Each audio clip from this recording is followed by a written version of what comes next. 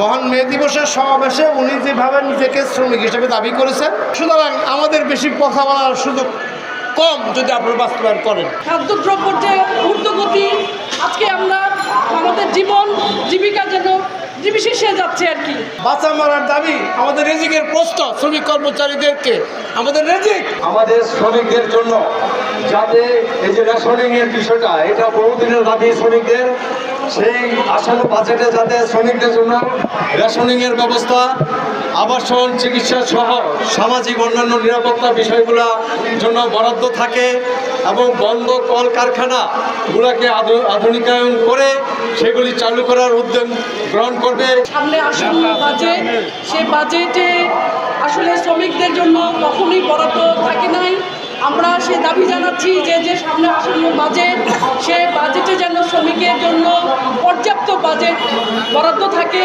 আজকে বন্ধ পাটকল থেকে শুরু করে কলকারখানা যা বন্ধ আছে সেটা চালু করবেন এবং শ্রমিকদের ন্যায্য অধিকার আদায়ের জন্য যে স্মারকলিপি দেওয়া হচ্ছে সেটা বাস্তবায়ন করবেন।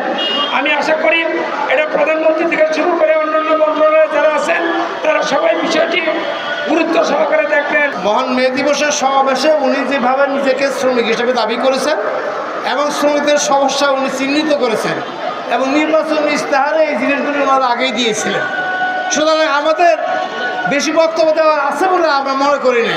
এই কথাগুলি বাস্তবায়ন করলেই শ্রমিকদের সমস্যা অনেকটা সমাধান হবে। আমরা সেই আহ্বান জানাবো। আমাদের মাঠ উত্তপ্ত করার প্রয়োজন নাই, দরকারও নেই। আপনারা যদি করেন তা আপনি ধন্যবাদ দিব, কোনো সমস্যা নেই। সুতরাং আজকে আমাদেরকে মাননীয় অর্থমন্ত্রী এবং শ্রমমন্ত্রীকে স্মারকলিপি দিতে হচ্ছে। কেন দিতে হবে? ঈদের আগে শ্রমিকদের পাওনা বুঝে দেওয়ার জন্য এবং শ্রমিকদের সমস্যা আপনারা জানেন, আপনারা চিহ্নিত করেছেন, আপনাদের বক্তব্যে আপনারা বলছেন। সুতরাং আমাদের বেশি কথা বলার সুযোগ কম যদি আপনারা বাস্তবায়ন করেন। আর যদি না করেন তাহলে আমাদের কথা বলতে হবে।